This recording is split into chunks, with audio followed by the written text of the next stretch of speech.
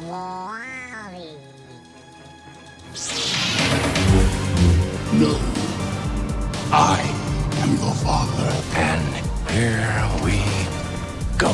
That belongs in a museum! Are you telling me that you built a time machine? Out of a DeLorean? You're gonna need a bigger boat. This is Sparta! Remember, with great power comes great responsibility. Dr. Grant, my dear Dr. Sattler, welcome to Jurassic Park. Hello, and welcome back to another episode of Easily Entertained. I'm your host, Bryson Olson, and here we talk about all things entertaining. This week, we are talking about something that's not exactly new, because I did a poll on Instagram on if people would want me to wait a little bit, like 1 to 2 weeks after new movies or TV shows come out, so that people can have the chance to see them, and then we can actually review them a little bit later, and then it's not as spoilery that way, because I feel like that's kind of how it's been, because I watch movies like almost the days they come out, and then I review them that same following week. And so they've only been out a couple days, so not everyone can watch things. And so then it's like, oh, they don't want to listen because they haven't seen it yet. And so, yeah, they don't want it spoiled. So I figured we're going to be waiting at least a week, sometimes 2, maybe depending on what it is. If it's something that's kind of big and hyped up, we might just wait like 2 weeks so that people can get caught up and see it, and then I will review it then.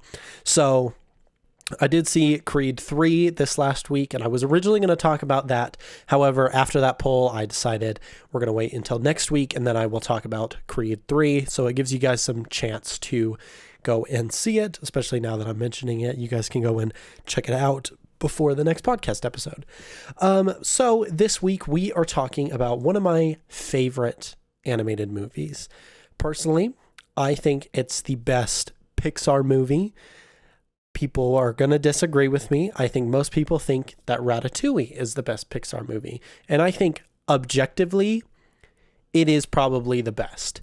However, Wall-E is what I consider to be the best Pixar movie. And it's kind of interesting because I felt like when Wall-E initially was released, it was not as well received as a lot of the other Pixar movies. At least that's what I think. I don't think it was like a huge box office success, but I loved Wall-E, and I still love Wall-E. I even watched it before making this podcast episode so I could have it fresh on my mind and talk even more about it. So if you haven't seen Wall-E, I'm kind of surprised, but let me explain the plot of Wall-E a little bit. So it takes place like hundreds of years in the future, like 700 years almost, I think a little over.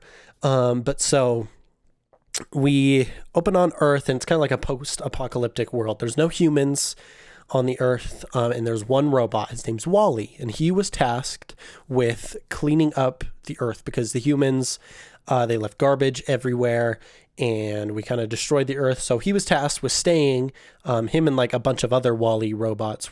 There was like a fleet of them. They were charged with staying, and they were going to clean up the Earth and put it back together. And we open, and Wall-E, our Wall-E, the Wall-E that the character is that we follow throughout the entire time, he's the last one. And so he's all alone, and it's been hundreds of years since the humans left, and so he's still doing his thing. He's cleaning up. And then a spaceship comes to the planet around where he's like living, and out comes a more high-tech little robot. Her name's Eve, and her job is to try and find life. She's a probe that was sent out from a human ship, like super far away, that would come and check to see if there's any sustainable life, if there's plants or things like that. And so that's what she came to do, and Wall-E falls head over heels for her. He's a little robot, he's all on his own, and he immediately, it's like love at first sight. He loves Eve. She can fly, and she is graceful and elegant, and he immediately loves her. And so before she had come, while Wall-E was cleaning up, he found a plant. And so after like kind of courting Eve a little bit, not exactly, but he's like following her. And then after like a dust storm, he brings her into his home and he shows her the plant, in which case she takes the plant and she shuts down and sends out a signal for the ship to come back and pick her up. And so then they get picked up and they go back to space, back to a human ship where they are meant to bring the plant to be like, hey, life is now sustainable. Humans can go back to Earth. And when they're there, the plant goes missing because the like autopilot is evil of the main ship. And so they then have to find the plant again, and then they have to defeat the autopilot, in which case Wally gets hurt, and then they quickly go back to Earth and they're able to fix him, and then he's back to normal and they all get to live happily ever after. That's kind of the gist of Wally, I think, plot-wise. And I love it. I think it's such a cute little story. It's not very long. I think it's like an hour and a half. It's not like a super long movie, which I love. I think animated movies are better that way anyways. But what I really love about Wall-E is it deals in visual storytelling, specifically wordless storytelling. So visual storytelling basically just means what it is. You're telling a story with visuals. It's typically a movie or TV or a comic book. It's using pictures or video to explain and show a story. And that's kind of what we're all used to. We all love movies now and TV and all that stuff. We're all wanting to see stories as they happen. So like a book is not exactly visual storytelling because they're not usually with pictures. That is done like pretty much solely through words. And occasionally there's pictures, but like a comic book is visual storytelling because it's using visuals to use it. You can have like visual storytelling elements in writing, but it's like descriptory. That is probably not an actual word. It's descriptions. You're explaining what it is. You're telling what we're seeing. And wordless, and so visual storytelling, it is just using those visuals instead. And an aspect of visual storytelling, well, like a subsection of it, which is my favorite, is called wordless storytelling. And that is where you pretty much remove the dialogue completely. You rely solely on visuals and the tone and everything that you can see to bring the emotion and meaning and theme and everything that you're seeing to the story. You don't need dialogue. All you need are the visuals. And I think Wall-E is a fantastic movie at doing this because it's two little robots. It's a little love story about robots and them trying to bring humans back to Earth. And there are humans, but they're not like a major big player in the story. It's all about the robots. And the robots only say maybe like 4 or 5 words at max. It's mainly their names and then usually like some expressionary type words, but nothing like conversational. It's all done with tone and emotion and the visuals. And so that plays into what is called and what rule I really like when it's implemented in movies and in theater and TV shows and things like that. It's called show, don't tell. And if you can kind of guess by what it means, is you're showing the visuals and you're not telling the viewer what they're seeing. And in Wall-E, I think they do that a lot. They do tell occasionally, however, it's usually done in a way that fits the story. So it's not pulling you out. It's done usually through like news, especially at the beginning, because there's like a couple like little like sort of news broadcast type things that are like, oh, these robots will stay and clean up the world while you fly away and wait until things are better. That's like the gist of it. I can't remember the exact wording, but basically having that, you can tell a little bit. However, it fits the narrative of the story. And so you're not exactly telling, you're still kind of showing because you're showing news. But so you're showing what the story actually is.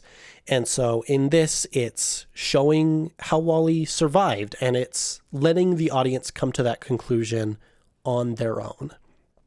So it's thinking Wally has been on his own for these hundreds of years. And it's like, why? Why was he on his own? And it's because of like his humanity, which he's a robot, so that kind of doesn't make sense, but that's exactly why. It's Wally's humanity is why he survived. He has a love for collecting unique things in his little like garage home type thing.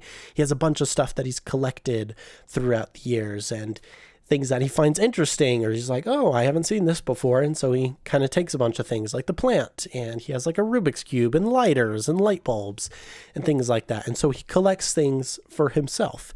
And on that stuff for himself, he also repairs himself from the Wallys that broke down. If he finds parts that are good on them, and he has parts on himself that are breaking down, he is self-aware enough to realize that he can repair himself so that he can keep on going and doing his job. And then along with that, along with his humanity, he is like a lover of music. Specifically, I think the musical in the movie is Hello Dolly, that he likes to watch, and he plays the music from it all the time. And so with that, that's like pretty human. People watch like musicals and movies and listen to music and stuff. That's what we created. And it's that part of Wally that kind of keeps him going. He has music recorded and he plays it while he's doing work. And so that kind of helps to drive him. And then you can see that Wally feels lonely sometimes. He watches Hello Dolly and he sees a love scene and he feels like he's missing something. And none of this is told to you. You simply see it through his emotions.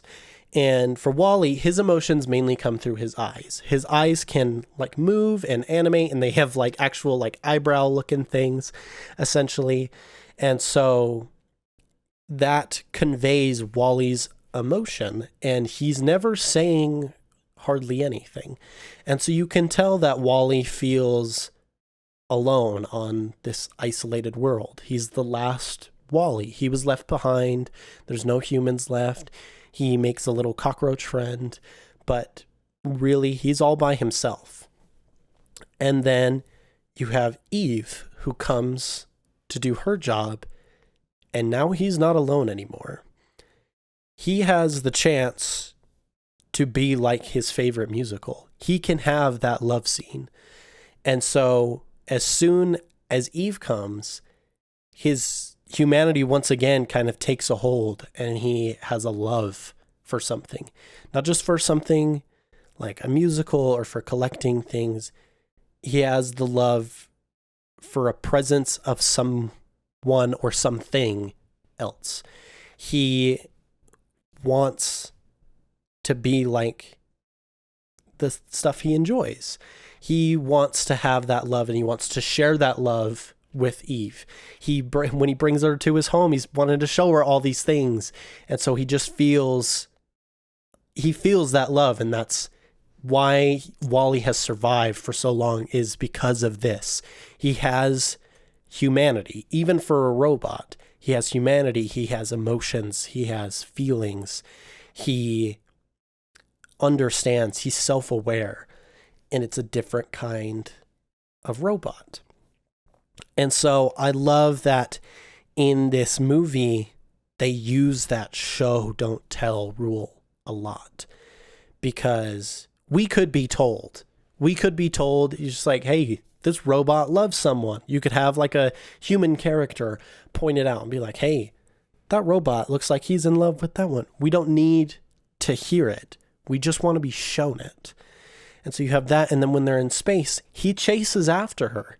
He wants to still be with Eve, even if it's not on Earth. And so he chases after her when the ship comes back to pick her up. And so they go out to space, and then he's still following her. And even when they eventually find the plant and it's like put in an eject pod and they're trying to go out, Wally wants to please Eve. She was looking for the plant the entire time. And so he sees it in the escape pod and he goes in. He's like, oh, I can get this for Eve. That's great. And so he goes in, but then the launch pod gets fired. But he still gets it and he gets out while in space before it self-destructs. And then you have a really beautiful scene that also kind of plays into Wall-E's want for the musical. They have like a space dance scene, essentially, and you have a beautiful score that's playing while Wall-E uses a fire extinguisher to propel himself through space while Eve can just self-propel everywhere. And so they have this kind of dance, sort of elegantly. Eve is elegant and Wall-E is kind of not. He's not as graceful, but he can't fly normally, so he's not exactly used to it. And so it's this kind of stuff that really makes the movie good, because you don't have to be told what is happening. You figure it out for yourself. You understand that there is a love between these two characters, and between one of them more than the other, at least until the very end. And so it is interesting. I like that you can tell a story without the use of words. And I think animation is a really good medium to tell wordless storytelling type stories. And I think that is particularly because animation is very deliberate. They are very particular with how they're making movies, because while all movies and TV and stuff take a lot of work to be produced, animation, nothing exists in animation. You are essentially creating everything. It's all made up. And, the sky's the limit with animation, which is great. However, if you were to take that and legit do everything, then you can't have a very coherent story. However, good animation like Wall-E, they're deliberate. You have to plan. You plan the story out way ahead of time. You run it through focus groups and you're like, okay, this could work here. What if it's these characters? Do we have the humans come in? Do they have a big pivotal part in the plot? No, let's not do that. Let's make it more about the robots and just have the humans kind of be there, essentially. And then you have the storyboarding. So you have to figure out each shot and how it's going to fit into the story. And is it coherent with the story? Does that make sense to do these shots this way? Or should we cut these things out and not animate this? Or we need to add some more animation and do these things. And then you have test footage where you have to do previs and kind of see how you like the animation, and maybe you have to change it up and do a bit of different character design. And all these things make animation very, very particular with how you make it. And so I think wordless storytelling makes it makes sense why you would do it in animation, because it is so deliberate. With wordless storytelling, you're completely removing dialogue almost 100% of the time, and you're relying all on visuals. And so doing that with animation, you really have to think about it, because it's the same kind of thing. With animation, even if there is dialogue, you have to think about it a lot. And so combining those two things, they really come together in a good harmony. And even when things have to kind of change, it can blend together. They work together in that sense. And that's kind of like emphasized sort of with the theme of the movie. It's almost like change is a huge theme in the movie.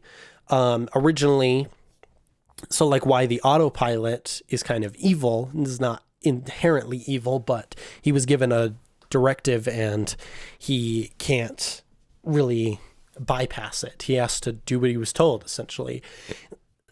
Excuse me. And so he was essentially given a message, like hundreds of years ago. It's like, hey, Earth is no longer sustainable. We're getting rid of all humans. It's not possible to bring it back anymore. And so they thought Earth was doomed. It was not going to be able to sustain life. Everyone should just remain in space, and that'll be the indefinite future. But they realize later that life could be sustained. Things changed. Things got better without the humans, which is kind of hilarious because I feel like that's kind of what we've realized lately, especially with like the pandemic in the early years of the pandemic, when we kind of stopped having to do things and things immediately kind of took over and nature kind of got better without our presence. But it's so like that, they realized that things could change and Earth could still sustain life. Or you have the change between old versus new. You have Wall-E, who is very old, and he's more like he's essentially analog in his robotic form, kind of, with how he is run. He uses like a cassette tape and like an old motherboard in his body to do things. And then you have Eve, who is very new and high tech, and she's very sleek and everything. And so it really has there's a change, and there's a change when Eve is on Earth because she's new in the old, and then you have a change when Wall-E is in space because he's old with the new. He has to embrace that change, and then eventually at the very end of the movie, they embrace that change a lot and bring it all together. And it also kind of works with the love story because these are non-living beings. They shouldn't be able to love. They were programmed to work a certain way. They have directives, which they say a lot in the movie. They have purpose. They have specific jobs and tasks to do. And having these characters break out of that, they change. They learn to love. They are able to have emotion and connect with each other as well as with the humans as well. And so there's this whole aspect of change along with it, but it's never told that things are changing. In fact, a lot of the times we're told the opposite. You are told that the Earth is no longer sustainable. You're kind of told that Wall-E is dirty, or that Eve is faulty and they didn't actually find this old life that is on Earth. And so you're never told that the change is actually happening. You're only shown that the change is happening. And I think that really emphasizes the wordless storytelling. Show, don't tell. You don't need a lot of words to explain what's happening. In fact, sometimes you don't need words at all. Sometimes the absence of them makes for a better story, in which case I think Wall-E does exceptionally well. And it's why it's one of my favorite movies, because combined the wordless storytelling, the character design, the character personalities, like how Wall-E is curious, but he's also emotional and shy sometimes, and he's starstruck. And then Eve is a bit more like logistical, and she's straightforward, and it all plays together. And then you have a wonderful score as well, and incredible animation, and it all brings together in this incredible story. And that's why I think it is the best Pixar movie, and one of, if not the best animated movie I've ever watched. And maybe you agree. Maybe you really like Wall-E as well. Or maybe you think another movie has very similar aspects and could be really good. Or you have a dislike for the wordless kind of storytelling in Wall-E, and you aren't a fan that they don't talk hardly at all. But it's one of the reasons why it's one of my favorite movies. It's 100% in my top 5 movies, and absolutely at the top of my favorite animated movies. And so I just think Wall-E is incredible. It's a wonder in wordless storytelling, and I think it's worth a watch if you haven't watched it. And I'm kind of surprised if you haven't watched it already because it's been out for a long time. But if you haven't, check it out. It's great. And yeah, that's kind of my thoughts on WALL-E. I kind of wanted to go a bit more in depth and analytical with this episode. I kind of liked how we did that at the first couple of episodes with like Jurassic Park and Jaws. I kind of wanted to take a bit more of that analytical approach with these kind of movies. And if you enjoy that kind of stuff, you should let me know. If you want to comment down below, whether you're watching on YouTube or on Spotify, you can comment, or if you want to join us on Instagram and whatever, and all our social medias, you can give us a comment and tell us you want me to go into more of these like analytical type stuff. I kind of like it. Sometimes I really just like to be a bit more in depth with our movies, and we're still going to be talking about new stuff as well. However, I think giving more time after new things are released, one, so people can watch it, and so I can go a bit more in depth and prepare things a little bit more, might go a bit better too. But yeah, that was WALL-E and the great wonder that is wordless storytelling. So I hope you enjoyed, and if you did, be sure to tune back in for the next episode, and we'll see you all next time. This was Easily Entertained. Bye. Thank you for listening to Easily Entertained with me, Bryson Olson. If you enjoyed, be sure to tune back in Tuesdays at 5 p.m. Mountain Standard Time. We are available on Spotify, Apple Podcasts, Amazon Music, and anywhere else you get your podcasts. And if you want the latest updates on all things entertaining, be sure to check out our social medias at Twitter, Instagram, and TikTok. And until next time, this is Easily Entertained.